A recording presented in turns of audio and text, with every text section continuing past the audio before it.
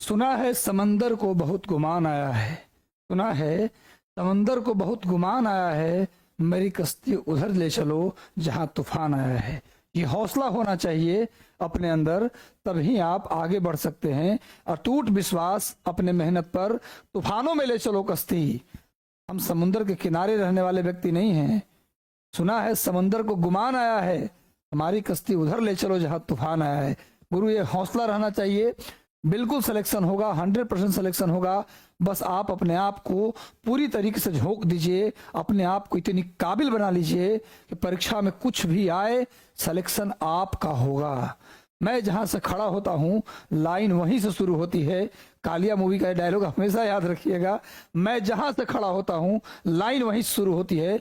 ये वाला विश्वास जिस दिन आ गया, लिख लीजिए, आपको सफल होने से कोई नहीं रोक सकता। बस लगे रहिए, मेहनत करते रहिए। एक बार सेशन से जुड़ गए तो सेशन को लाइक कर दीजिएगा गुरु, हो सके तो लिंक को कॉपी करके शेयर कर दीजिएगा। आज रिकॉर्ड व्यू होना चाहिए, रिकॉर्ड लोग वीडियो को देखना चाहिए, तो सेशन को लाइक कर दो गुरु, आपका समर्थन चाहिए। सेशन को लाइक कर दो, लिंक कॉपी करके सारे व्हाट्सएप ग्रुप, टेलीग्राम, फेसबुक, हर जगह सेशन को शेयर कर दीजिए, अपने स्टेटस में लगा लीजिए ताकि अधिकतम लोगों तक सेशन पहुंच जाए। चलिए तो आज के सेशन की शुरुआत करते हैं। आज के पहला क्वेश्चन से मैं बता दूं, आज करीब 12 क्वेश्चन हिस्ट्री का है, बाकी क्वेश्चन ज्योग्राफी का है। कुल मिला के 35-40 क्वेश्चन है भाई। 12 क्वेश्चन हिस्ट्री का है, बाकी सारे क्वेश्चन ज्योग्राफी का है। आपका शिकायत रहता है कि सर जो केवल हिस्ट्री पढ़ाते हैं, नहीं, धीरे धीरे मैं हिस्ट्री ज्योग्राफी लाया हूं। हिस्ट्री ज्योग्राफी पॉलिटी को भी शामिल करूंगा, इकोनॉमी को भी शामिल करूंगा, सारे विषय धीरे धीरे मैं शामिल करता जाऊंगा। साइंस का भी सेशन होगा, जो सेशन हमारा होगा वो शानदार होगा, जानदार होगा। गुरु तो शुरुआत करते हैं आज का सेशन। इल्बर्ट बिल का विवाद किस वायसराय से संबंधित है? इल्बर्ट बिल का विवाद किस वायसराय से संबंधित है?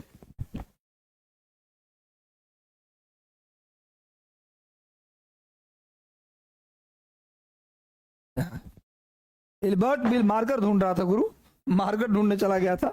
इल्बर्ट बिल का विवाद किस वायसराय से संबंधित? बस सेशन को लाइक कर दो गुरु, जुड़े हो भाई, 119 लोग जुड़े, 91 लाइक है, सभी लोग लाइक कर दो सेशन को। भाई इल्बर्ट बिल है क्या? एक बिल पारित हुआ था, इल्बर्ट बिल।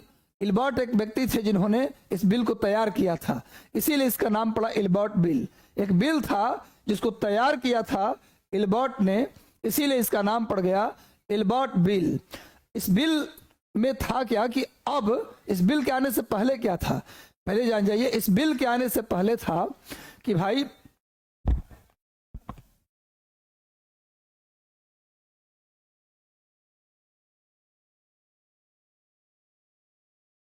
सुनो, इल्बर्ट बिल जब आया उससे पहले का सिचुएशन था, सुन लीजिए।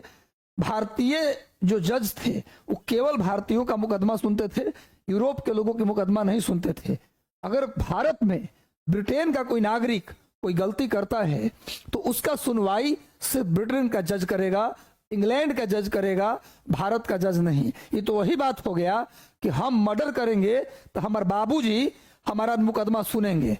यही बात नहीं भाई, अंग्रेज जानबूझ के नियम बनाया था कि नियम बनाने के पीछे अंग्रेज का मेन मंशा था कि अगर कोई व्यक्ति अपराध करे ब्रिटेन का तो उसको बाइज्जत बरी किया जाए या कम से कम सजा दिलाई जाए। यानी भारतीय जज ब्रिटेन के लोगों का मुकदमा नहीं सुन सकते, नियम था। ब्रिटेन के लोगों का मुकदमा केवल ब्रिटिश जज सुनेंगे। अब ब्रिटिश जज जो हैं ब्रिटेन के लोगों का मुकदमा तो सुनेंगे ही, वो भारतीयों का भी मुकदमा सुनेंगे।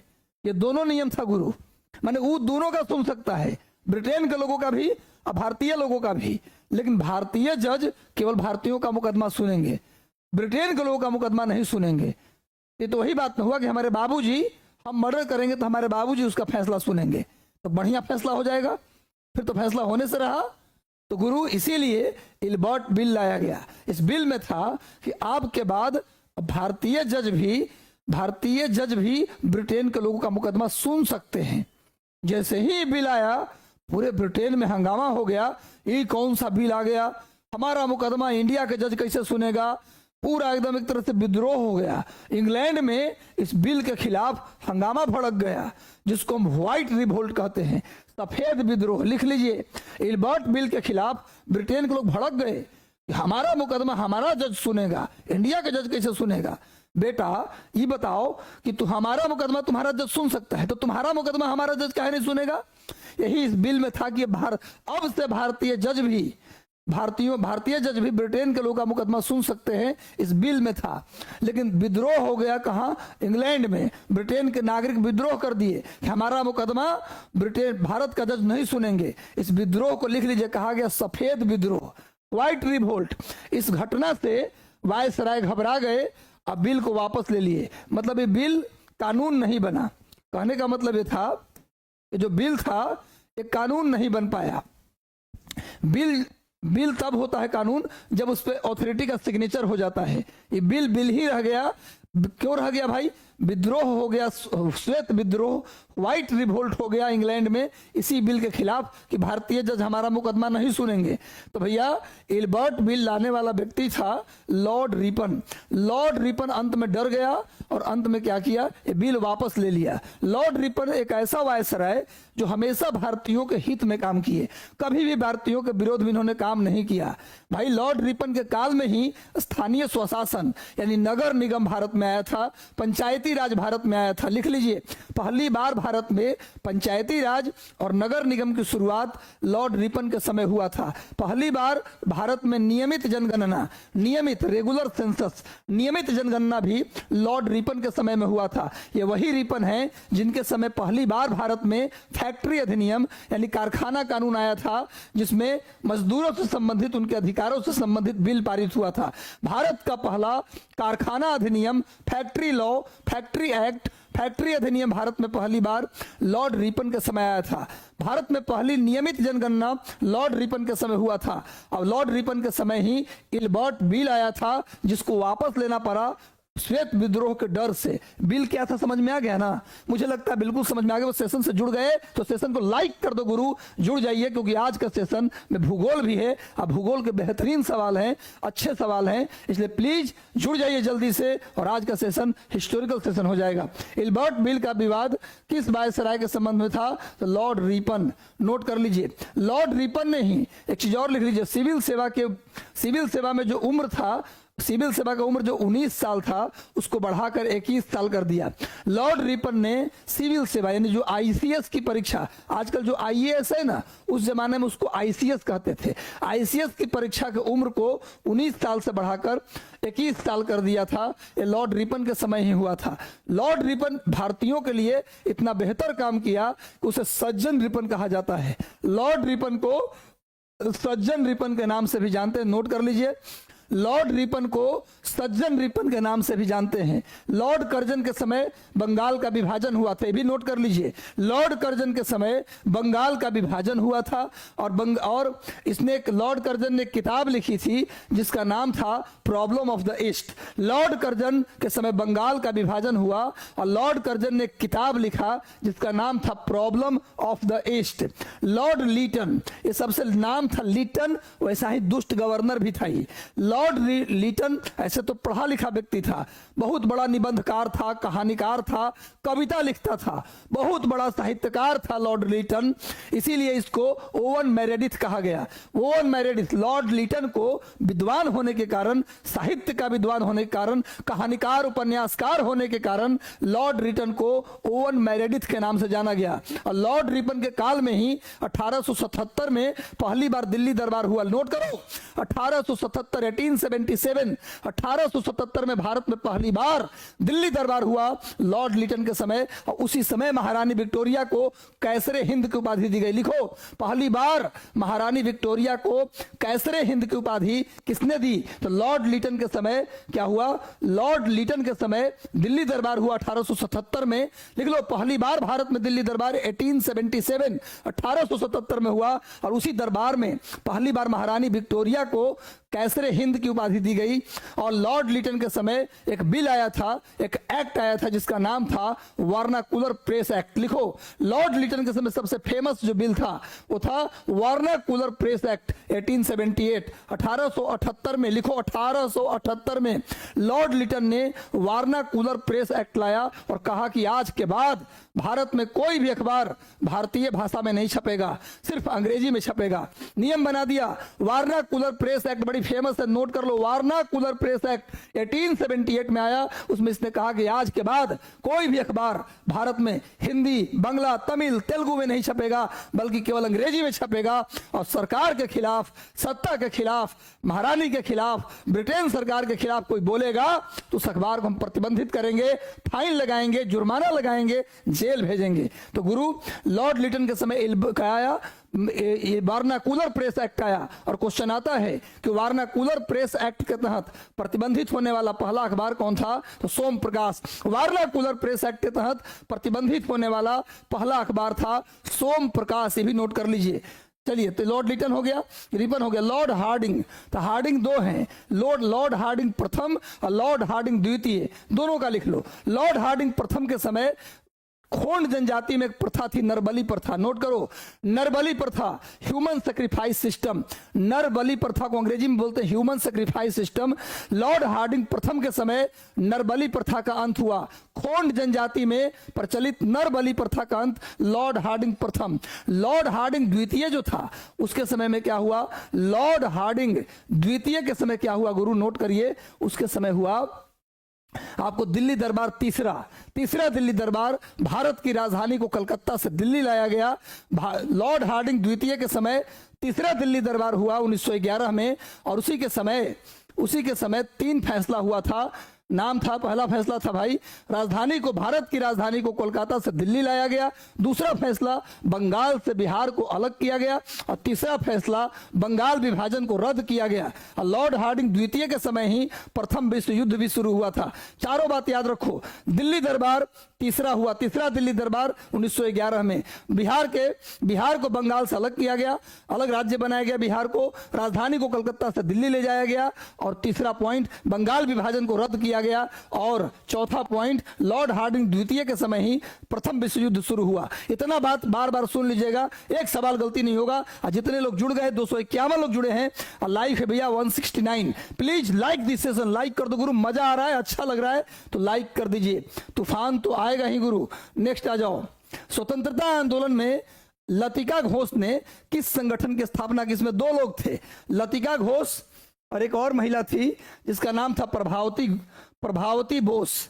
लतिका घोष और प्रभावती बोस, एक और महिला है प्रभावती बोस। इन दोनों ने मिलकर 1928 में एक संस्था बनाया जिसका नाम था महिला राष्ट्रीय संघ। महिला राष्ट्रीय संघ, नोट कर लीजिए।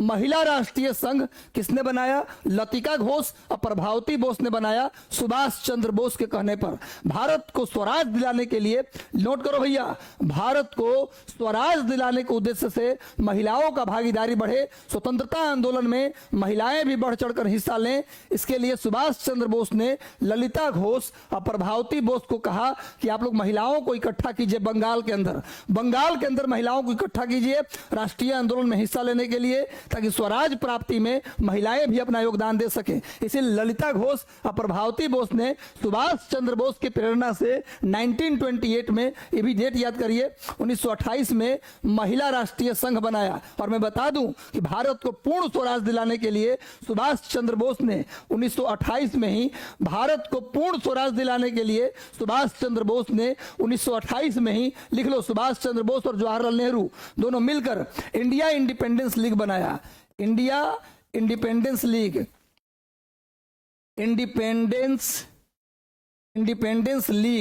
इंडिया इंडिपेंडेंस लीग लिखो भैया। पंडित जवाहरलाल नेहरू और सुभाष चंद्र बोस, इन दोनों ने मिलकर 1928 में एक और घटना घटी। 1928 में क्या बनाया गया? India independence league. लिखो, 1928 में सुभाष चंद्र बोस के कहने पर बंगाल की महिलाओं को इकट्ठा किए करने के लिए ललिता घोष और प्रभावती बोस ने मिलकर क्या बनाया? महिला राष्ट्रीय संघ की स्थापना किया, ताकि बंगाल की महिलाएं स्वराज की प्राप्ति में राष्ट्रीय आंदोलन में हिस्सा ले। उसी साल जवाहरलाल नेहरू और सुभाष चंद्र बोस ने मिलकर क्या बनाया? इंडिया इंडिपेंडेंस लीग, ताकि भारत को पूर्ण स्वराज दिलाया जा सके। यह वही 1928 का साल है जिस साल भारत में साइमन कमीशन आया। साइमन कमीशन की स्थापना 1927 में ही हो गया। नवंबर 1927 भारत में आने के लिए नवंबर 1927 में इंग्लैंड में साइमन कमीशन बनाया गया। नवंबर 1927 में इंग्लैंड में साइमन कमीशन बनाया गया, लेकिन फरवरी 1928 में साइमन कमीशन भारत आया। Simon commission Simon go back के नारों से गूंज उठा। और साइमन गो बैक क्यों, साइमन वापस जाओ क्यों नारा लगाया गया? क्योंकि साइमन कमीशन के सारे मेंबर क्या थे? अंग्रेज थे। सारे के सारे मेंबर अंग्रेज थे, इसीलिए साइमन कमीशन का विरोध किया गया। 1928 का साल क्यों महत्वपूर्ण ये बता रहा हूं मैं। 1928 में पहला क्या हुआ? ललिता घोष, प्रभावती बोस ने सुभाष चंद्र बोस के कहने पर महिला राष्ट्रीय संघ बनाया। पूर्ण स्वराज की प्राप्ति के लिए 1928 में ही जवाहरलाल नेहरू और सुभाष चंद्र बोस ने क्या बनाया? India independence league. 1928 में जो 1927 नवंबर 1927 में जो गठित हुआ था साइमन कमीशन, वो 1928 फरवरी में भारत आया। साइमन कमीशन सबसे पहले बंबई आया, लेकिन साइमन गो बैक, साइमन वापस जाओ का नारा क्यों लगा? क्योंकि साइमन कमीशन के सारे मेंबर अंग्रेज थे। का क्वेश्चन आता है कि साइमन कमीशन का विरोध क्यों हुआ, तो क्या बोलिएगा? एकमात्र आंसर होगा साइमन कमीशन के सारे मेंबर अंग्रेज थे। उसमें एक भी अगर इंडिया का होता तो साइमन कमीशन का विरोध नहीं होता। क्योंकि साइमन कमीशन जो आया था वो भारत में जितने भी कानून बने थे, खासकर 1919 का अधिनियम, उसकी जांच के लिए, 1919 के अधिनियम की जांच के लिए भारत में साइमन कमीशन आया था।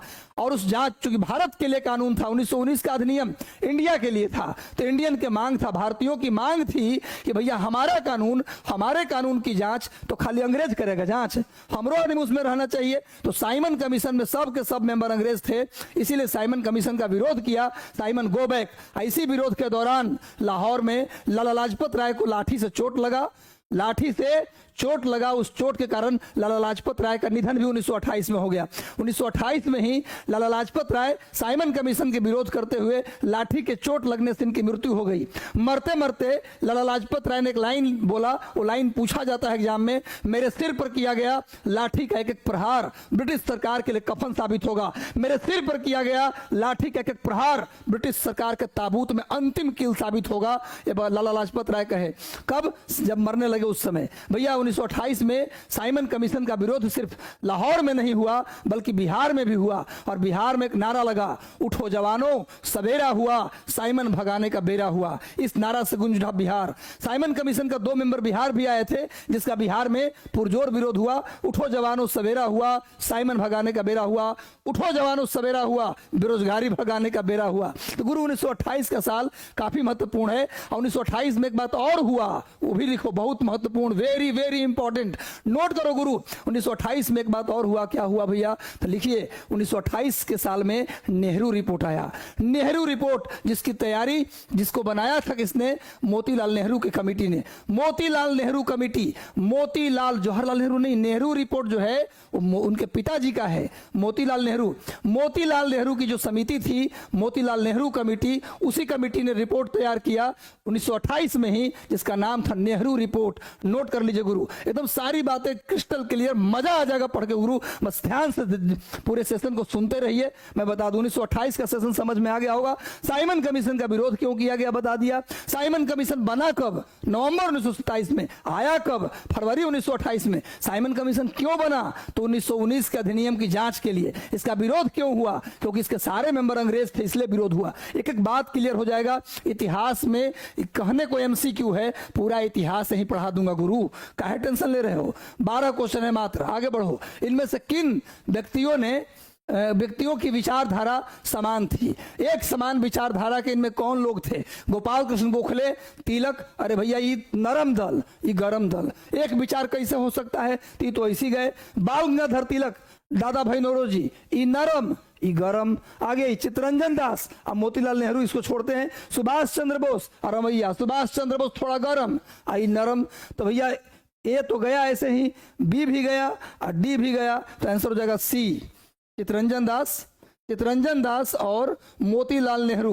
गुरु अब देखिए, गोखले नरम दल के, आई गरम दल के, एक विचार कैसे हो सकता है?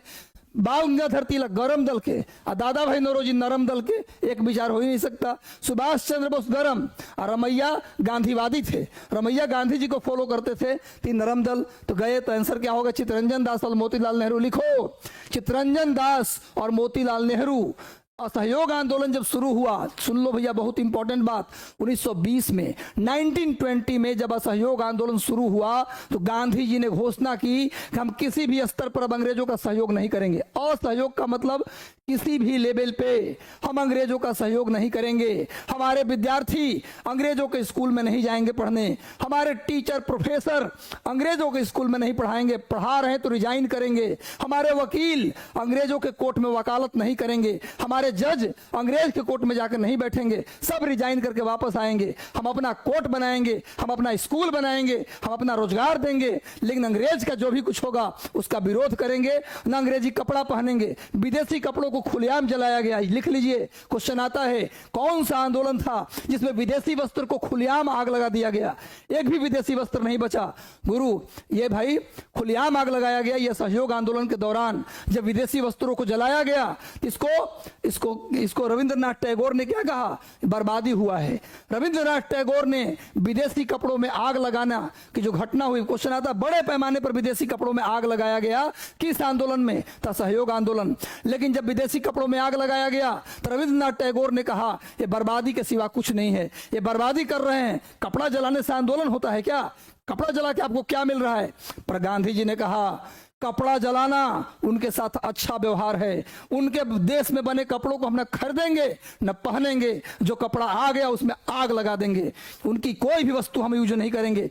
गांधी जी ने कहा कि उनके न तो कोई कर्मचारी उनके यहाँ काम करेगा, न कोई प्रोफेसर पढ़ाएगा, न कोई विद्यार्थी उनके स्कूल में पढ़ेगा, और न उनका कोई सामान यूज करेंगे। ये सब असहयोग आंदोलन में बड़े पैमाने पर हुआ। असहयोग आंदोलन के दौरान ही मैं बता दूं आपको, असहयोग आंदोलन के दौरान ही कहा गया कि भारतीय अब उनके विधानसभा के चुनाव नहीं लड़ेंगे। जो उनका विधानसभा है, उनका विधान परिषद है, उसका चुनाव राजनीतिक रूप से भी उनका हम विरोध करेंगे, उनकी राजनीति में हम अब शामिल नहीं होंगे।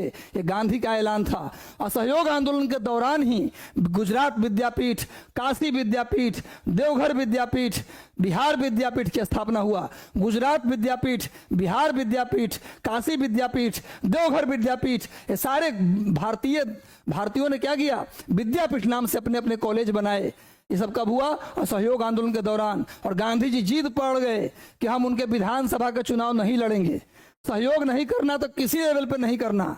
लेकिन जब असहयोग आंदोलन बंद हुआ, गांधी जी जेल गए, तो चित्तरंजन दास और मोतीलाल नेहरू का कहना था कि हम ठीक है सब लेवल पे उनका विरोध करेंगे, लेकिन चुनाव लड़के उनके साथ हम विधानसभा में जाएंगे, तब न उनकी नीतियों का पर्दाफाश अच्छे से कर पाएंगे। पर गांधी जी जेल में से जिद में थे कि असहयोग आंदोलन बंद हो गया लेकिन असहयोग जारी रहेगा। असहयोग आंदोलन बंद लेकिन असहयोग जारी। तो चित्तरंजन दास मोतीलाल नेहरू का कहना था कि ठीक है उनको हम असहयोग करेंगे, पर एक जगह हम उनके साथ रहेंगे। कहाँ? विधानसभा में, विधान परिषद में चुनाव लड़ेंगे, हम वहां जाएंगे। गांधी जी कहे कि नहीं, हम बोल दिए तो बोल दिए, उनके विधानों सभा में तुमको नहीं जाना है। तब ये लोग जीत में आके एक नई पार्टी बनाए, चित्तरंजन दास। और बोले कि अब गांधी का विरोध करेंगे भैया तो कांग्रेस में रह के तो विरोध नहीं कर सकते, तो एक अलग पार्टी बना लेते हैं और अलग पार्टी बना के हम चुनाव लड़ेंगे, गांधी के कहने दीजिए। तो चित्तरंजन दास और मोतीलाल नेहरू ने मिलकर लिखो 1 जनवरी 1923 को, 1 जनवरी 1923 को कांग्रेस स्वराज पार्टी की स्थापना की। चित्तरंजन दास और मोतीलाल नेहरू ने मिलकर 1 जनवरी 1923 को क्या किया? कांग्रेस स्वराज पार्टी की स्थापना की। इसके अध्यक्ष बने चित्तरंजन दास। कांग्रेस स्वराज पार्टी के पहले अध्यक्ष बने चित्तरंजन दास और उसके सचिव बने मोतीलाल नेहरू। नोट कीजिए, कांग्रेस स्वराज पार्टी की स्थापना क्यों हुआ समझ में आया? गांधी जी बोल रहे थे विधानसभा के चुनाव नहीं लड़ने देंगे, आई लोग कह रहे कि भैया ठीक है हम हर लेवल पर उनका सहयोग करेंगे, उनका कपड़ा भी जलाएंगे, उनके स्कूल में पढ़ेंगे भी नहीं, लेकिन चुनाव लड़ने दीजिए, विधानसभा में जाएंगे तब ना पता चलेगा लोग क्या कर रहा है, तब ना पर्दाफाश करेंगे। गांधी जी इसके लिए भी तैयार नहीं थे। अंततः ये लोग मजबूरी में आकर कांग्रेस पार्टी से अलग एक पार्टी बनाए। 1 जनवरी 1923, डेट याद करो, 1 जनवरी 1923 कांग्रेस स्वराज पार्टी की स्थापना इन दोनों ने की। और उस पार्टी, कांग्रेस स्वराज पार्टी के पहले अध्यक्ष बने चित्तरंजन दास और उसके पहले सचिव बने मोतीलाल नेहरू। और इस पार्टी ने चुनाव लड़ा और बहुमत हासिल किया। इसी कारण से केंद्रीय विधानसभा जब बना तो उसके पहले चुने हुए अध्यक्ष इसी पार्टी के बने विट्ठल भाई पटेल। लिखो भैया, विधानसभा, केंद्रीय विधानसभा का पहला चुना हुआ अध्यक्ष लिखो, केंद्रीय विधानसभा जो आज लोकसभा है, आज जिसे आप लोकसभा कहते हैं, आजादी से पहले वही केंद्रीय विधानसभा था। और केंद्रीय विधानसभा के पहला चुना हुआ अध्यक्ष किस पार्टी से बना? कांग्रेस स्वराज पार्टी से बना। वो व्यक्ति से कौन? विट्ठल भाई पटेल। केंद्रीय विधानसभा के अध्यक्ष बनने वाले पहले व्यक्ति, पहले चुना हुआ व्यक्ति विट्ठल भाई पटेल थे।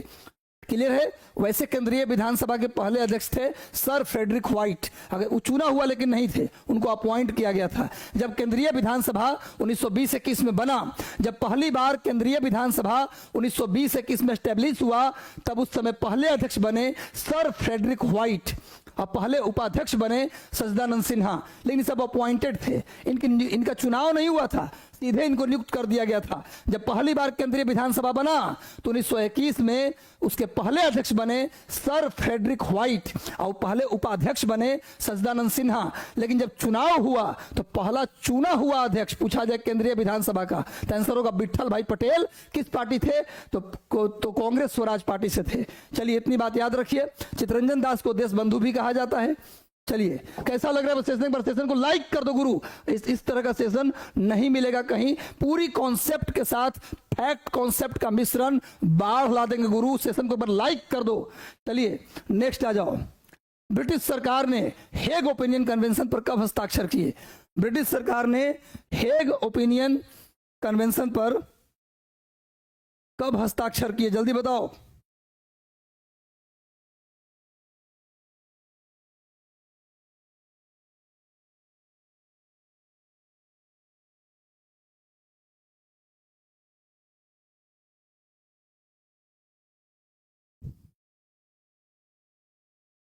ब्रिटिश सरकार ने हेग ओपिनियन कन्वेंशन पर कब हस्ताक्षर किए? जल्दी से क्वेश्चन भैया,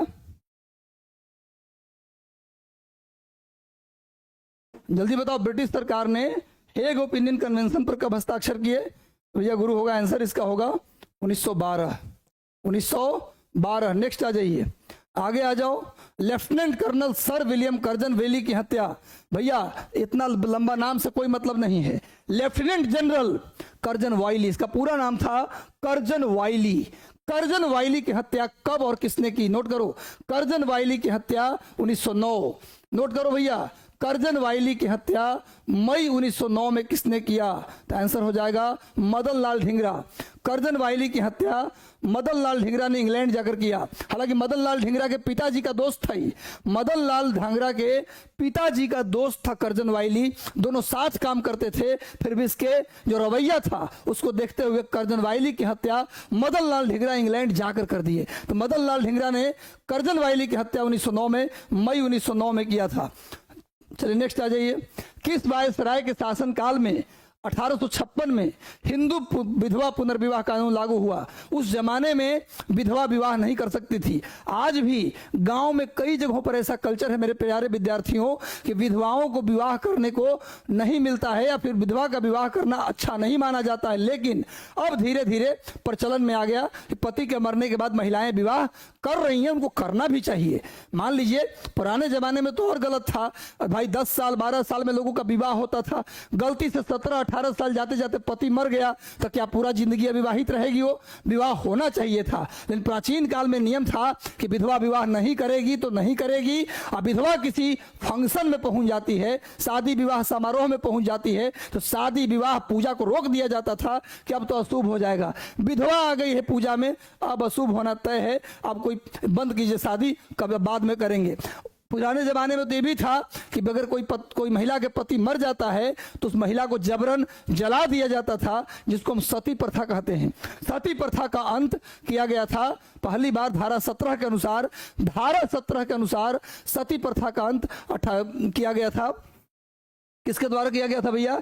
राजा राम मोहन राय के प्रयास से लॉर्ड विलियम बेंटिक, राजा राम मोहन राय के प्रयास से लॉर्ड विलियम बेंटिक के द्वारा सती प्रथा का अंत किया गया था 1829 में। 1829 में सती प्रथा का अंत किया गया। राजा राम मोहन रॉय के प्रयास से जो महिलाएं विधवा होती थी उसको जबरन जलाया जाता था।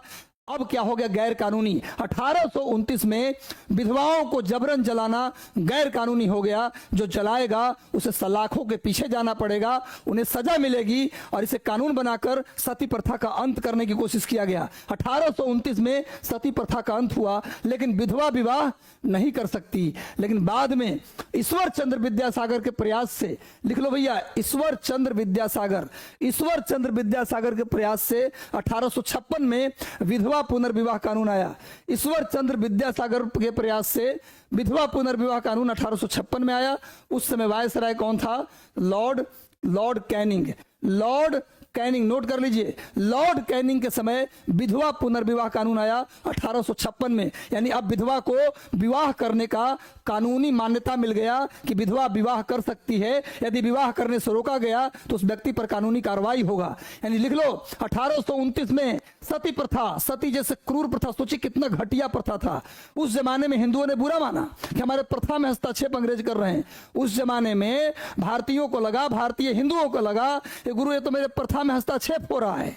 लेकिन सच बताइए, एक महिला जो विधवा हुई है उसे जबरन जला देना ये कितना उचित था? उनको भांग पिलाया जाता था, अफीम खिलाया जाता था, सिक्कड़ में बांधा जाता था और जबरदस्ती लेटाया जाता था और सिक्कड़ में जोर से बांधा जाता था ताकि आग लगे तो उठ के खड़ा न हो, जला दिया जाए जिंदा। ये सती प्रथा था। इस क्रूर प्रथा को 1829 में लॉर्ड विलियम बेंटिक ने अंत किया राजा राम मोहन रॉय के प्रयास से, और विधवा को कानूनी मान्यता मिला विवाह करने का 1856 में ईश्वर चंद्र विद्यासागर के प्रयास। नोट करिए, ईश्वर चंद्र विद्यासागर के प्रयास से लॉर्ड कैनिंग के समय। एक बार स्क्रीनशॉट इसका लीजिए, आगे बढ़ते हैं। नेक्स्ट आ जाओ गुरु। पसीना, जो पानी से नहाते हैं वो क्या बदलते हैं? लिबास बदलते हैं, और जो पसीने में नहाते हैं वो इतिहास बदलते। गुरु आग लगानी है।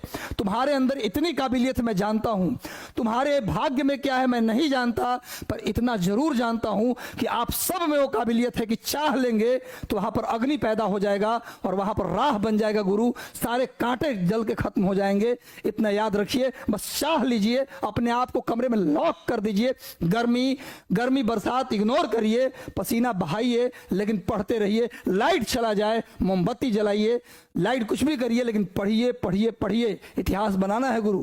आगे निम्नलिखित में से बहु विवाह नामक पुस्तक किसने लिखी? बहु विवाह, सुनिए, अभी देखो, अभी ट्रिक दिया हूं। विधवा पुनर्विवाह कानून किसके प्रयास से आया? वही व्यक्ति लिखेंगे बहु विवाह नामक पुस्तक वही लिखेंगे जिनके प्रयास से विधवा पुनर्विवाह कानून आया। गलती किए कनपट्टी फोड़ेंगे गुरु। एक बार सेशन से जुड़ गए तो सेशन को लाइक कर दो गुरु। आज हिस्ट्री बनाना है मुझे। आप लोग, हम चाहते हैं कि हमारे जितने विद्यार्थी थे तैयारी 1 2 में सब तक हमारा वीडियो पहुंचे गुरु। इसके लिए आप सेशन को लाइक कर दो ताकि अधिकतम लोगों तक बात पहुंचे। जितने लोग जुड़े हो 446, 354 लाइक है, लाइक कर दो गुरु। चलिए, बहु विवाह नामक पुस्तक किसने लिखी? बहु विवाह नामक पुस्तक, अब तो आंसर मिल जाना चाहिए था, मैं हिंट कर दिया आपको। ईश्वर चंद्र विद्यासागर ने बहु विवाह नामक पुस्तक लिखी। नोट कर लीजिए। और बंकिम चंद्र चट्टोपाध्याय ने क्या लिखा? कई किताब लिखा, जिसमें पहला है आनंद मठ। दूसरा किताब है देवी चौधुरानी। तीसरा किताब है दुर्गेश नंदिनी। नोट करो, दुर्गेश नंदिनी। चौथा किताब है कपाल कुंडला। नोट करो गुरु, आनंद मठ, देवी चौधरानी, दुर्गेश नंदिनी, कपाल कुंडला, ये बंकिम चंद्र चट्टोपाध्याय का है। और इस आनंद मठ से वंदे मातरम लिया गया है। इस आनंद मठ से क्या लिया गया? वंदे मातरम। नोट कर लो, क्वेश्चन आता है वंदे मातरम किससे लिया गया? आनंद मठ से। और आनंद मठ का विषय क्या है? सन्यासी विद्रोह। नोट कर लो, क्वेश्चन आता है आनंद मठ का विषय क्या है भैया? तो सन्यासी विद्रोह। नोट करो, बंकिम चंद्र चट्टोपाध्याय की 4 किताब। पहली किताब आनंद मठ, दूसरी किताब दुर्गेश नंदिनी, तीसरी किताब देवी चौधुरानी, चौथी किताब कपाल कुंडला। जो आनंद मठ किताब है उसी से लिया गया क्या भैया? तो ये लिया गया वंदे मातरम। और उस आनंद मठ का जो विषय वस्तु है वो है सन्यासी विद्रोह। एक बार सेशन से जुड़ जाइए। और ईश्वर चंद्र विद्यासागर ने क्या लिखा? बहु विवाह लिखा। एक चीज और लिखिए, ईश्वर चंद्र विद्यासागर ने 1849 में ईश्वर चंद्र विद्यासागर ने 1849 में महिलाओं की शिक्षा के लिए बेथुन स्कूल बनवाया था। कलकत्ता में बेथुन स्कूल की स्थापना। नोट करिए, ईश्वर चंद्र विद्यासागर ने महिलाओं की शिक्षा के लिए 1849 में कलकत्ता में बेथून स्कूल बनवाया था, ये भी नोट कीजिए। इनके ही प्रयास से विधवा पुनर्विवाह कानून 1856 में बना लॉर्ड कैनिंग के समय, और इन्होंने एक किताब लिखी बहु विवाह। नोट करिए, जल्दी से स्क्रीनशॉट लो, जल्दी से स्क्रीनशॉट। आज बेहतर होना चाहिए सर, आप इस अनुमंडल में है, हम पालीगंज मंडल में है, मेरा पोस्टिंग है पटना जिला के पालीगंज मंडल। चलिए आगे बढ़ते हैं, नेक्स्ट आइए, नेक्स्ट आ जाओ भैया, स्क्रीनशॉट ले लिए होंगे आप। 1946 में गठित अंतरिम सरकार के उपराष्ट्रपति कौन थे? और जो व्यक्ति अंतरिम सरकार में उपराष्ट्रपति थे वही व्यक्ति अंतरिम सरकार के प्रधानमंत्री भी थे। जो व्यक्ति अंतरिम सरकार में उपराष्ट्रपति थे वही व्यक्ति अंतरिम सरकार के प्रधानमंत्री भी थे। नोट करिए, अंतरिम सरकार के प्रधानमंत्री और अंतरिम सरकार के उपराष्ट्रपति, ये दोनों कौन थे? जल्दी से बताइए, हम आपको हिंट दे दिए हैं। सुनिए, जब देश आजाद होने वाला था तो ब्रिटिश सरकार ने भारतीयों से कहा कि आप लोग अपना एक सरकार बनाइए जिसका नाम था अंतरिम सरकार। वो इसलिए कहा कि अब देखिए हम देश छोड़ के चले जाएंगे, तो मेरे रहते एक सरकार बनाइए आप लोग, देश को चला के थोड़ा दिखा दीजिए, तो आगे हम जल्दी से आजाद कर देंगे, निश्चिंत होकर यहां से जाएंगे।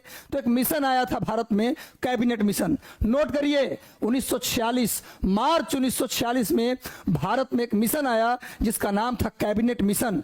उसी कैबिनेट मिशन के सिफारिश पर भारत में दो काम हुए। पहला काम अंतरिम सरकार का गठन हुआ, अंतरिम सरकार का गठन हुआ, और दूसरा काम संविधान सभा का गठन हुआ। लिख लीजिए, भारत में संविधान सभा का गठन और अंतरिम सरकार का गठन, ये दोनों कैबिनेट मिशन के सिफारिश पर हुआ। लिखिए, भारत में संविधान सभा बना। भारत का जो संविधान बना है वो किसने बनाया? संविधान सभा ने बनाया। तो भारत का संविधान सभा और अंतरिम सरकार, ये दोनों कैबिनेट मिशन के सिफारिश पर बना।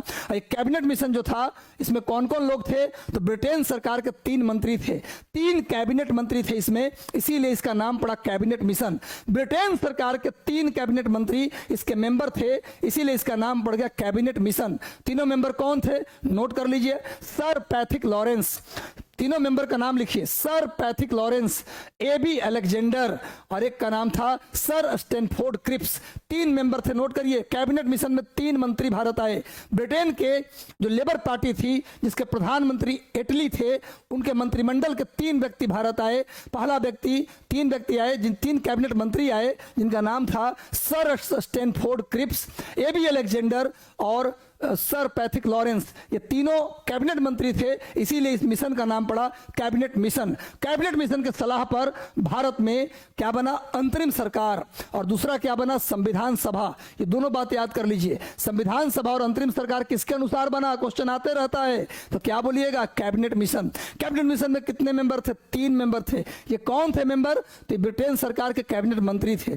किसके सरकार में थे? तो क्लीमेंट एटली की सरकार में, लेबर पार्टी की सरकार में। अब ये बात करते हैं कि अंतरिम सरकार में गृह मंत्री और सूचना प्रसारण मंत्री कौन थे? तो सरदार वल्लभ भाई पटेल। नोट करो जी, नोट करो, अंतरिम सरकार में गृह मंत्री और सूचना प्रसारण मंत्री कौन थे? तो भैया सरदार वल्लभ भाई पटेल, दोनों मंत्री, सूचना प्रसारण भी और गृह मंत्री भी, दोनों कौन थे? सरदार वल्लभ भाई पटेल। अंतरिम सरकार के रेल मंत्री कौन थे? असफ अली। असफ अली अंतरिम सरकार के रेल मंत्री थे। और अंतरिम सरकार के रक्षा मंत्री सरदार बलदेव सिंह थे। अंतरिम सरकार के रक्षा मंत्री सरदार बलदेव सिंह थे। अंतरिम सरकार के कृषि और खाद्य मंत्री डॉक्टर राजेंद्र प्रसाद, वही जिनका जन्म सिवान जिले के जीरादेई में हुआ था और बाद में वो भारत के पहले राष्ट्रपति बने, संविधान सभा के अध्यक्ष भी रहे। तो गुरु राजेंद्र प्रसाद को अंतरिम सरकार में क्या मिला? खाद्य और कृषि मंत्री। अंतरिम सरकार में शिक्षा मंत्रालय किसको मिला? तो सी राजगोपालाचारी। अंतरिम सरकार के शिक्षा मंत्री सी राजगोपालाचारी थे। अंतरिम सरकार के वित्त मंत्री लियाकत अली थे। अंतरिम सरकार के वित्त मंत्री लियाकत अली। इतना बात याद रखिए, फिर बाकी बात याद करवा देंगे। तो भाई अंतरिम सरकार में प्रधानमंत्री और उपराष्ट्रपति जवाहरलाल नेहरू थे। रट लो गुरु, एक बार सेशन से जुड़ गए तो सेशन को अच्छा लग रहा है, ऐसा नहीं लाइक करना। सेशन अच्छा लग रहा है तो गुरु लाइक कर दो। गुरु एक बार लिख दो, पूरे लोग जितने 451 लोग जुड़े हैं, लिख दो सेशन कैसा लग रहा है। तो सब लिखो यस, तो हम समझेंगे कि अच्छा लग रहा है आपको। चलिए सब लोग बार यस लिखिए। तो उपराष्ट्रपति और प्रधानमंत्री अंतरिम सरकार में कौन? जवाहरलाल नेहरू। सूचना प्रसारण गृह मंत्रालय कौन? वल्लभ भाई पटेल। रेल मंत्री कौन? असफ अली। कृषि मंत्रालय और खाद्य मंत्रालय कौन? राजेंद्र प्रसाद। शिक्षा मंत्री कौन? सी राजगोपालाचारी। और रक्षा मंत्री कौन? सरदार बलदेव सिंह। वित्त मंत्री कौन? लियाकत अली। बार बार बोल दिया ताकि याद हो जाए। अगले सेशन, अगले क्वेश्चन पे हम लोग चलते हैं। नेक्स्ट आ जाओ। नील विद्रोह से पहले किसानों को 20 कट्ठा में, कितने कट्ठा में नील की खेती करनी होती थी? भैया याद करिए, नील विद्रोह मतलब बंगाल वाला नील विद्रोह। ये वही नील विद्रोह जो 1859-60 में हुआ था। ये वही नील विद्रोह है जो 1859-60 में हुआ था। नोट करिए, 1859-60 में नील विद्रोह हुआ था। एक बार सेशन से जुड़ जाइए, सेशन को लाइक कर दो गुरु, शिकायत है तुमसे, लाइक नहीं करते पसीना बहाता हूं। बस आप उसका जो वीडियो का प्यार देते हैं वो प्यार बनाए रखिए। सेशन को लाइक कर दो गुरु। नील विद्रोह 1859-60 में हुआ। उससे पहले नियम था कि भाई 20 कट्ठा, 1 बीघा में कम से कम 5 कट्ठा में नील की खेती करना होता था। नील आंदोलन के समय जब नील विद्रोह हो गया तब ब्रिटिश सरकार ने इसे 5 कट्ठा से घटाकर 3 कट्ठा किया। 1859-60 में जब नील विद्रोह हुआ तब ब्रिटिश सरकार इसको क्या कर दिया? 3 कट्ठा, 5 कट्ठा से बदल के 3 कट्ठा कर दिया। समझ में आ रहा है बात? उसके बाद 3 कट्ठा चलता रहा। बाद में फिर चंपारण सत्याग्रह हुआ, गांधी जी आए तो 3 कट्ठा वाला सिस्टम खत्म हुआ। न तो अंग्रेज जबरदस्ती नील की खेती करवाते थे कि 20 कट्ठा में 3 कट्ठा में करो, न करेगा तो टैक्स लेंगे ज्यादा, टैक्स नहीं दोगे तो कोड़े लगाएंगे, जमीन हड़प लेंगे। तो गुरु, नील विद्रोह बंगाल में हुआ था। इस नील विद्रोह के दौरान एक किताब लिखी गई थी जिसका नाम था नील दर्पण। नोट करो, नील विद्रोह के समय एक पुस्तक लिखी गई जिसका नाम था नील दर्पण। इसको किसने लिखा? दीन बंधु मित्र। दीन बंधु मित्र ने पुस्तक लिखी। लिखो, दीन बंधु मित्र के द्वारा नील दर्पण नामक पुस्तक लिखा गया। नील दर्पण नामक पुस्तक दीन बंधु मित्र के द्वारा लिखा गया। कब लिखा गया? तो नील विद्रोह के समय लिखा गया। वो नील विद्रोह से पहले कितना कट्ठा में नील की खेती होती थी? 5 कट्ठा। और नील विद्रोह के बाद कितना कट्ठा में होने लगा? 3 कट्ठा में होने लगा। जो कब तक चला?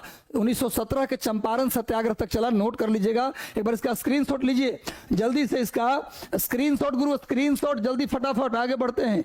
नेक्स्ट आ जाओ। Springing tiger a study of a revolutionary किसकी जीवनी है? कौन ऐसे व्यक्ति हैं जिनकी जीवनी है? Springing tiger a study of revolutionary, springing tiger study of और रेवोल्यूशनरी किसकी जीवनी है? मेरे प्यारे दोस्त, ये वही व्यक्ति हैं जिन्होंने इंडिया इंडिपेंडेंस लीग बनाया 1928 में। ये वही व्यक्ति हैं जिन्होंने 1939 में फॉरवर्ड ब्लॉक बनाया। अब तो बता दो, इतना हिंट कर दिया, आप बताओ। 1939 में इन्होंने ही फॉरवर्ड ब्लॉक बनाया। इनकी एक किताब थी इंडिया स्ट्रगल।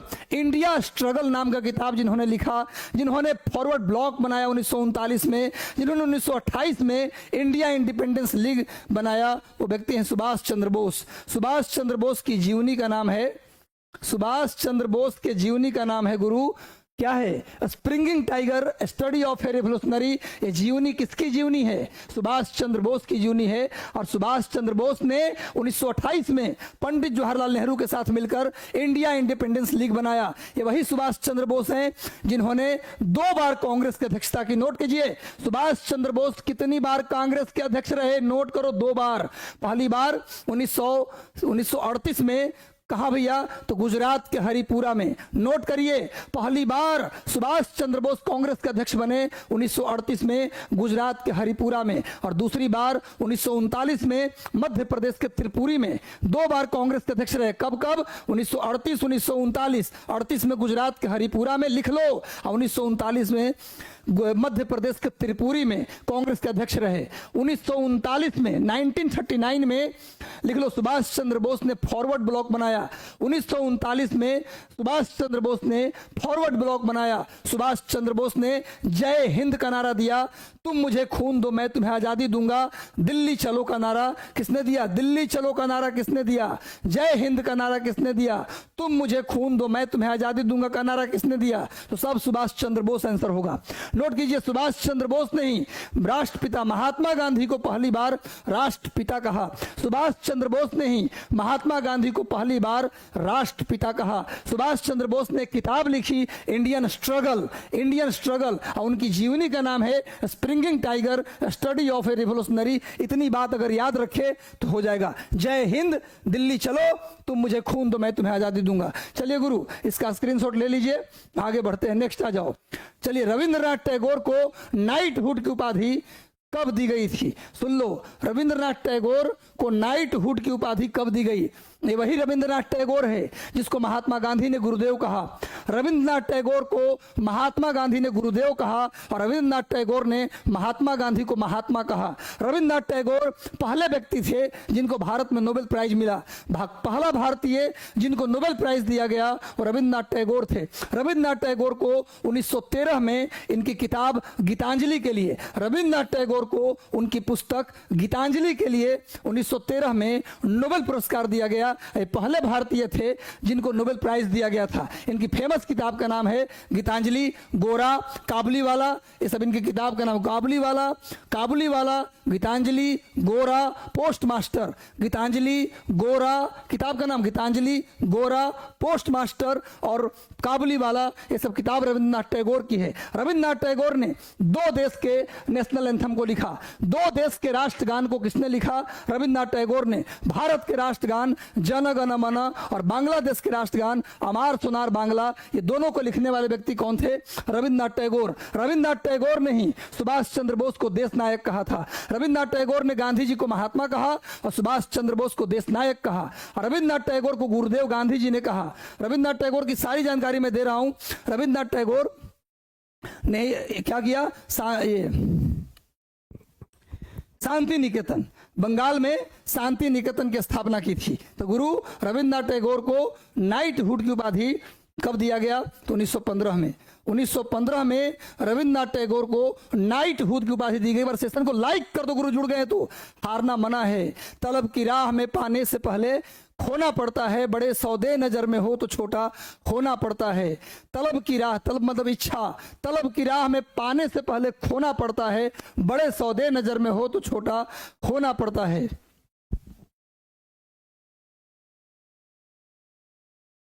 चलिए गुरु, नेक्स्ट आ जाओ। चलिए नेक्स्ट आ जाते हैं।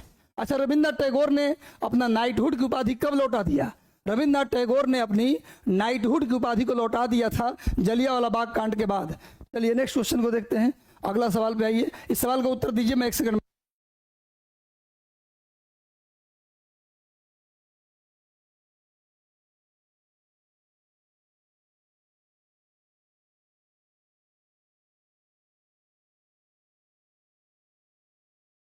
एक बार सेशन को लाइक कर दो गुरु, मैं लौटा बस 2 मिनट में पानी पीकर।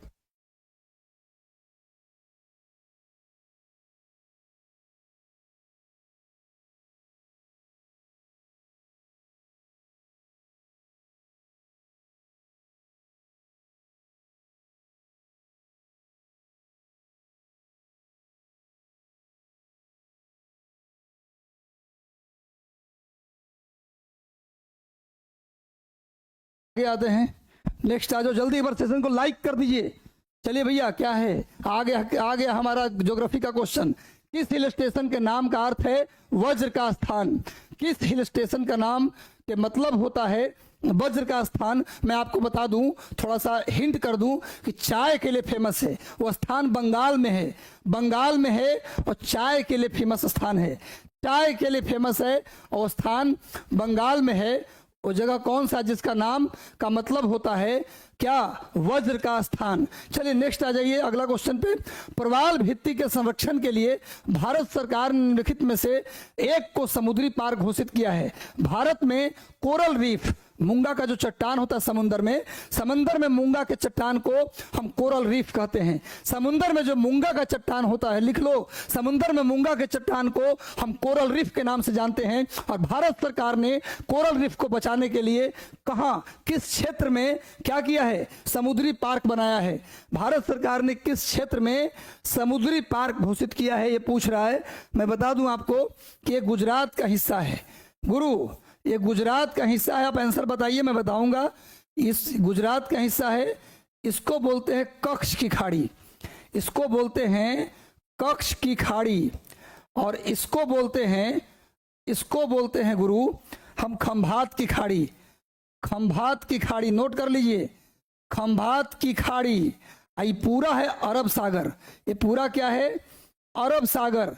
अरब सागर के भाग में ही ये बीच वाला पार्ट में गुजरात के दोनों जो कान है उसके बीच में है कच्छ की खाड़ी, और नीचे वाला जो पार्ट है इकोना वाला, इसको बोलते हैं खंभात की खाड़ी। इसका आप स्क्रीनशॉट लीजिए, बहुत इंपॉर्टेंट जीके है, कच्छ की खाड़ी, खंभात की खाड़ी। तो गुरु परवाल भित्ति के संरक्षण के लिए भारत सरकार ने कच्छ की खाड़ी को क्या किया है, सुरक्षित घोषित किया है। नोट कीजिए, भारत सरकार ने कच्छ की खाड़ी को सुरक्षित घोषित किया है, किसके लिए, परवाल भित्ति के संरक्षण के लिए।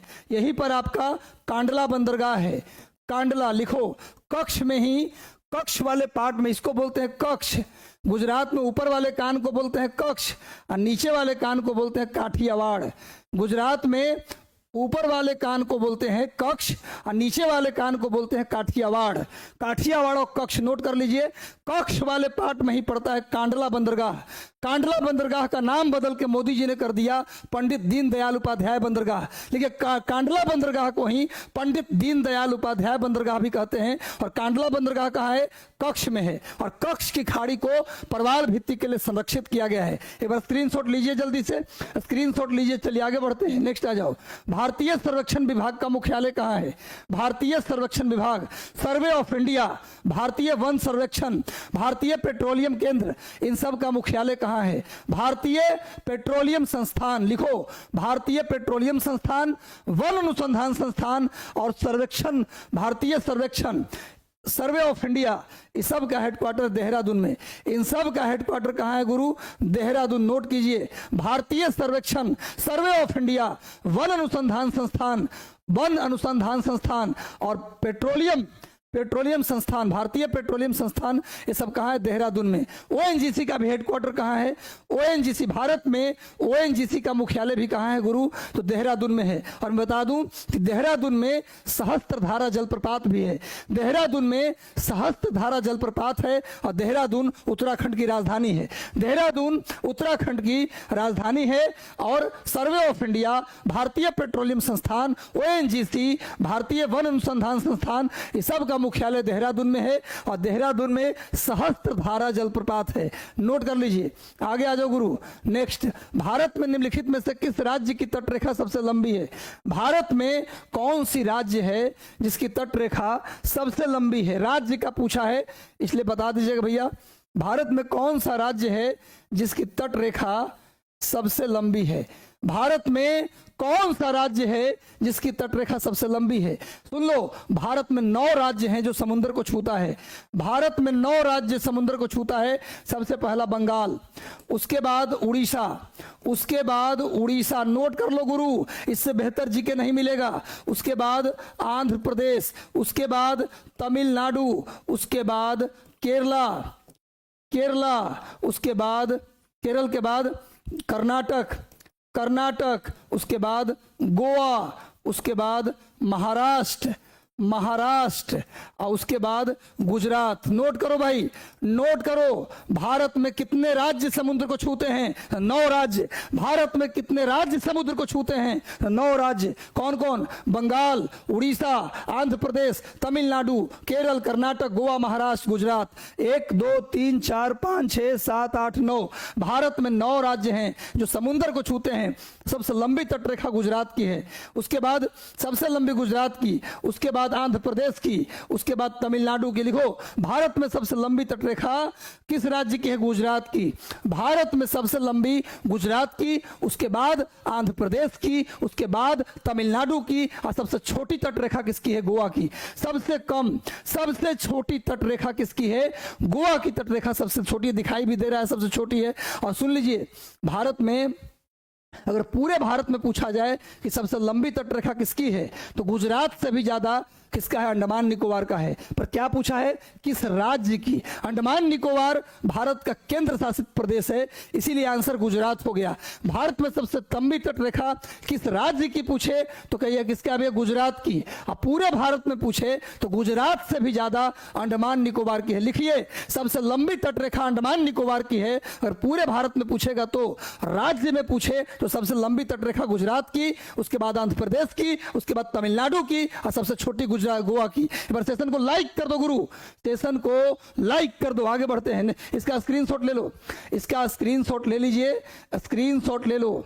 चलिए आगे आते हैं। नेक्स्ट, निम्नलिखित में से किसे युवा वलित पर्वत कहा जाता है? भाई देखो, वलित पर्वत यानी कि फोल्ड माउंटेन, फोल्ड माउंटेन सारे विषय का सवाल रहेगा। अब हमारा जो सेशन है उसमें पॉलिटी, हिस्ट्री, ज्योग्राफी सभी विषय का सवाल हम रखेंगे, साइंस का भी सवाल रखेंगे।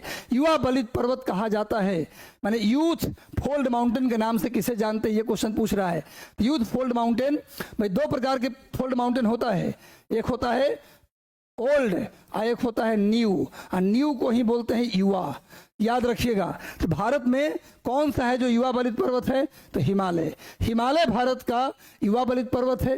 वैसे दुनिया में और भी कई पर्वत हैं जो युवा वलित पर्वत हैं। रॉकी, एंडीज, जो भी हाल फिलहाल में बना है उसको बोलते हैं न्यू फोल्ड माउंटेन, यानी कि युवा वलित पर्वत। और अरावली जो है वो है old fold mountain, old fold mountain माने कि प्राचीन वलित पर्वत, प्राचीन वलित पर्वत। लिखो, अरावली प्राचीन वलित पर्वत का उदाहरण है, अरावली प्राचीन वलित पर्वत का उदाहरण है। और भारत में जो हिमालय है वह है नवीन वलित पर्वत का उदाहरण या युवा वलित पर्वत का उदाहरण। एक बात और लिखिए, दुनिया में जितने ऊंचे ऊंचे पिक्स हैं, क्वेश्चन आ जाए, विश्व की सबसे अधिकतम ऊंची चोटियां किस प्रकार के पर्वत में मिलते हैं? देखिए, उसमें मिलता है भैया न्यू फोल्ड माउंटेन में। दुनिया के जितने ऊंचे पर्वत शिखर हैं वो किसमें मिलता है? नवीन वलित पर्वत में मिलता है।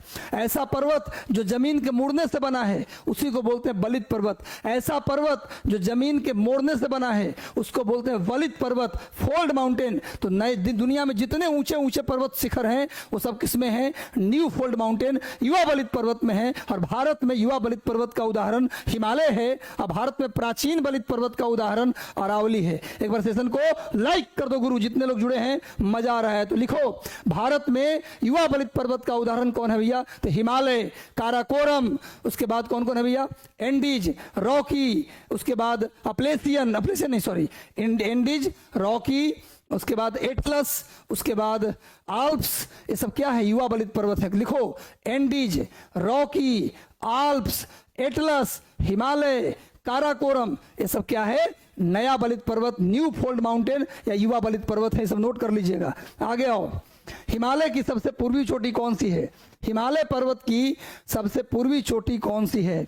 हिमालय पर्वत की सबसे पूर्वी चोटी कौन सी है गुरु? चलिए, हिमालय पर्वत की सबसे पूर्वी चोटी कौन सी है? बताइए, हिमालय पर्वत की सबसे पूर्वी चोटी कौन सी है? ये हिमालय पर्वत है, देखो ये हिमालय पर्वत है, इसकी सबसे पूर्वी चोटी कौन सी पूछ रहा है? हिमालय पर्वत की हिमालय का पश्चिमी भाग है, ये हिमालय का पूर्वी भाग है। हिमालय पर्वत की पूर्वी चोटी कौन सी है गुरु? तो आंसर होगा नामचा बरुआ, नामचा बरुआ। नोट कर लीजिए, नामचा बरुआ। तो आंसर क्या हो जाएगा? नामचा बरुआ। भाई हिमालय पर्वत की जो सबसे पूरब में चोटी है उसका नाम है नामचा बरुआ। और लिख लीजिए, नामचा बरुआ 7 बहन। सुनो, भारत का जो नॉर्थ ईस्ट है ना उसमें कितने राज्य हैं? 7 राज्य। नोट करो, इनको बोलते हैं 7 सिस्टर। नोट करो, नॉर्थ ईस्ट, भारत का जो नॉर्थ ईस्ट का पार्ट है उसमें कितने राज्य हैं? 7 राज्य हैं। उस 7 राज्य को हम 7 सिस्टर कहते हैं। और 7 सिस्टर की सबसे ऊंची चोटी पूछे तब भी आंसर क्या होगा? नामचा बरुआ। हिमालय की सबसे पूर्वी चोटी कौन सी है? नामचा बरुआ। और पूरे 7 सिस्टर की सबसे ऊंची चोटी कौन सी है? तो नामचा बरुआ। और सुनिए, ये 7 सिस्टर में कौन कौन आता है भैया? कौन कौन राज्य आता है? इसका ट्रिक है, आना मम्मी ATM। अ से अरुणाचल प्रदेश, अ से अरुणाचल प्रदेश, न से नागालैंड, नागालैंड, म से मणिपुर, मणिपुर, मी से मिजोरम, मिजोरम, ए से असम, टी से त्रिपुरा और एम से मेघालय। नोट करो भैया, मेघालय। आना मम्मी एटीएम ट्रिक है। नॉर्थ ईस्ट में भारत के कितने राज्य हैं? 7 राज्य हैं। नॉर्थ ईस्ट में भारत के कितने राज्य हैं? 7 राज्य। तो क्या कहते हैं? 7 सिस्टर। और 7 सिस्टर के राज्य का नाम कैसे याद होगा? आना मम्मी। कहाँ आना? मम्मी को कहाँ बुला रहे हैं? एटीएम पर। पापा वाले एटीएम लेके आना ताकि कुछ पैसा भी मिल जाए। तो आना मम्मी एटीएम। अ से अरुणाचल प्रदेश, ना से नागालैंड, म से मणिपुर, मी से मिजोरम, ए से असम, टी से त्रिपुरा और एम से मेघालय। लिख लीजिए इसको। 7 सिस्टर जो राज्य हैं, इनकी सबसे ऊंची चोटी कौन है? नामचा बरुआ। हिमालय की सबसे पूर्वी चोटी कौन है? नामचा बरुआ। चलिए इसका स्क्रीनशॉट लीजिए। स्क्रीनशॉट लिखो। अन्नपूर्णा, ये अन्नपूर्णा होगा, गलती से टाइप हो गया है। ये नेपाल में है। अन्नपूर्णा नेपाल में है। कंचनजंगा ये सिक्किम और नेपाल के बॉर्डर पे है।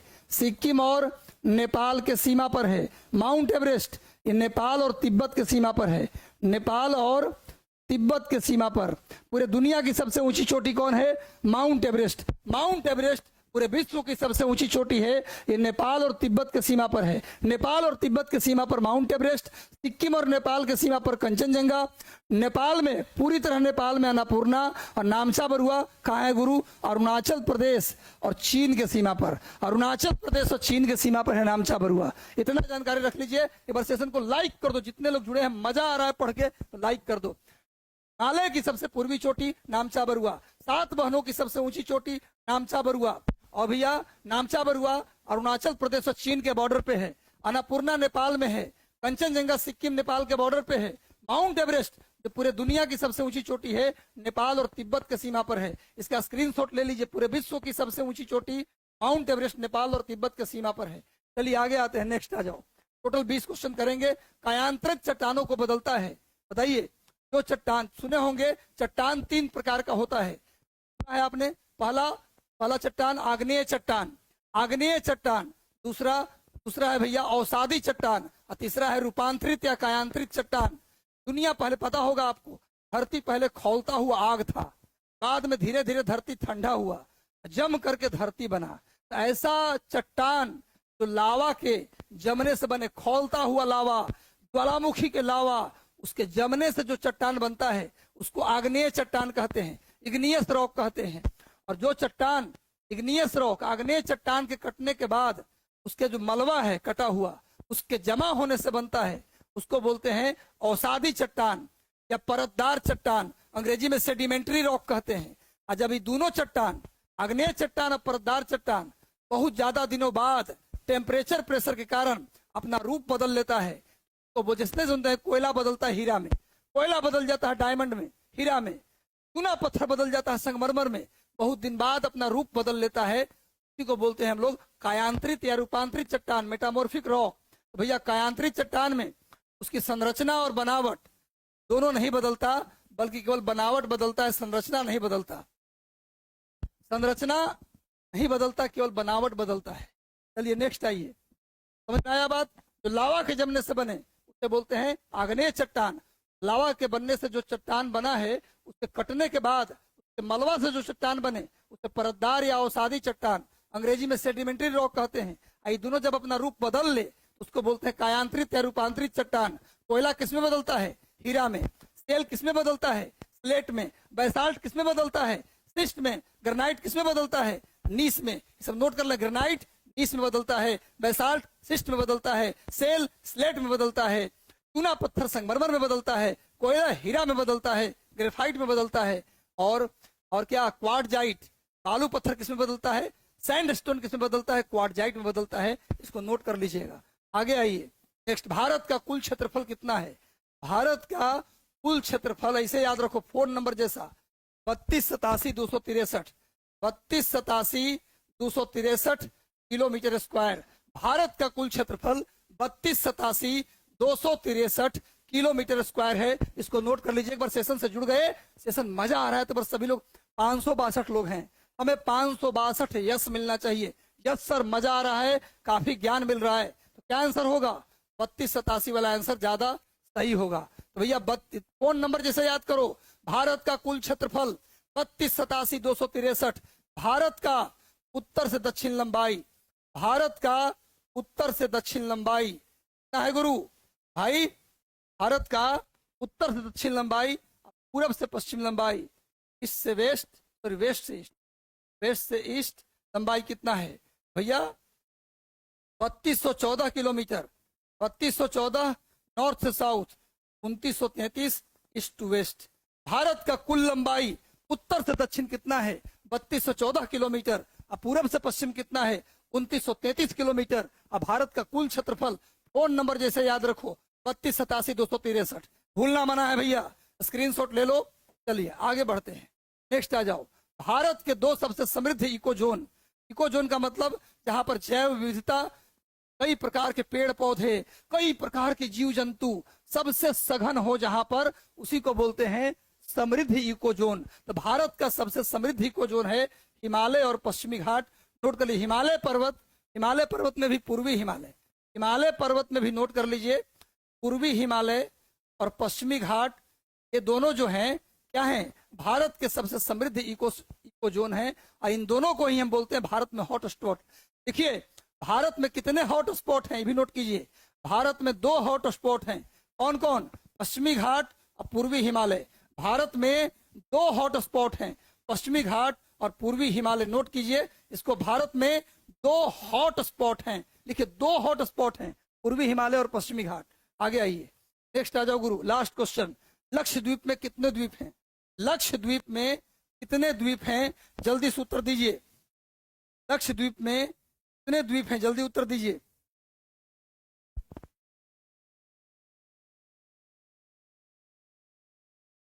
लक्षद्वीप में कितने द्वीप हैं? जल्दी बताओ। लक्षद्वीप में कितने द्वीप हैं गुरु? 36 द्वीप हैं। लक्षद्वीप में कुल कितने द्वीप हैं? 36 द्वीप।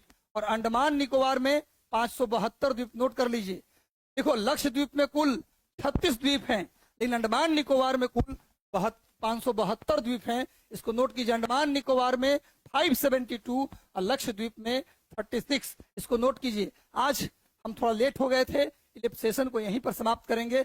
मजा आया तो एक बार लिख के बोलिए कि जी सर, एक टॉपिक में पूरा इतिहास खत्म और एक टॉपिक में पूरा भूगोल खत्म। इसी तरह से कल का सेशन में हिस्ट्री, ज्योग्राफी, पॉलिटी और साइंस चारों विषय रखेंगे।